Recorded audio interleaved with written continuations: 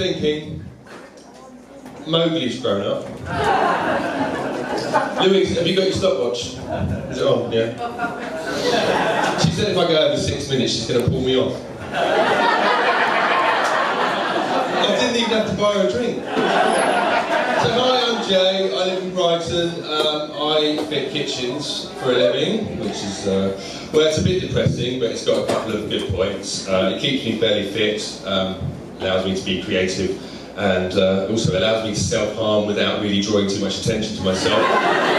Because people just think I've injured myself at work, so that's good. The downside is I find myself working quite a lot for posh people that think they're poor. Now you think it would be pretty hard to plead poverty from a £2 million mansion, but you'd be wrong.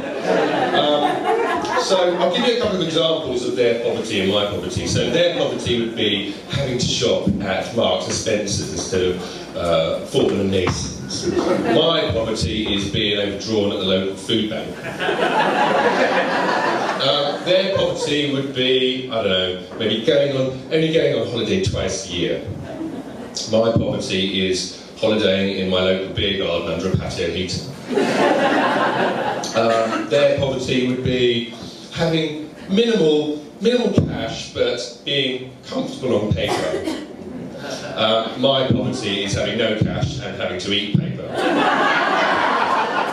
Toilet fucking paper. Anyway, so you add the Brighton element into the posh, and the names become fantastic. I was working in a massive great flat in Hove, and on the inside of the communal front door was a sign that said, "Please refrain from slamming the front door. It wakes our son Rafferty." Rafferty. Now I pray that this family never falls on hard times and has to send Rafferty to the local state school, because they could rename him, beat the shit out of the posh kid, and he'd get less heat, I think. So the eccentricities as well are quite astounding. I worked for a woman for over 2 weeks, and she couldn't actually speak directly to me. She just spoke to me through her baby. Is Jay going to finish the tiling today? Is Jay going to give us an oven for the weekend?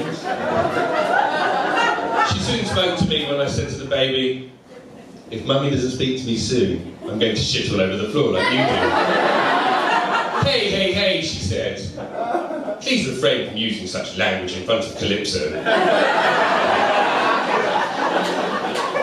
So I split up with my girlfriend about a year or so ago.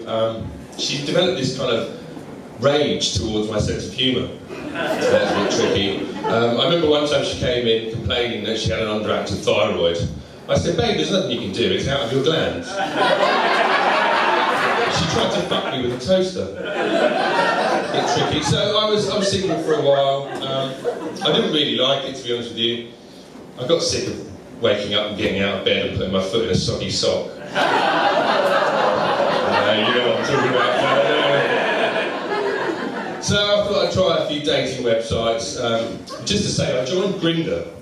Didn't make me grin. Made me a bit anxious, if I'm honest. A lot of ugly women on there. Quite a few seem to be called Gary for some reason. Anyway, I'm new to the internet dating things. I get a bit spooked when the pictures and the text don't add up. So, ladies, I have a few tips for you. Firstly, there's a fine line between sexy pout and resting bitch face. Some of these girls look really pissed off. And it's almost like they're, giving you a taste of what a long-term relationship is like. Secondly, don't take the piss with the age thing. I mean, everyone fibs a little bit, but some of these you're 29, or you're a child soldier or something like that. You're born into a family of mercenaries. Either that, or they accompany their fake ages with old pictures. Now all that does is, on the first date, makes us think that you've sent your mum down to give us a message. Trust me, I know. Lastly, there's no point in putting no casual hookups when there's 4 pictures of you sticking your pierced tongue out, squishing your big tits together. Fooling no one! Everyone knows that pierced tongues are for blowjob queens, and that's... So, on that, I'm going to go and see my teacher. Have a nice evening. Thank you very much for listening.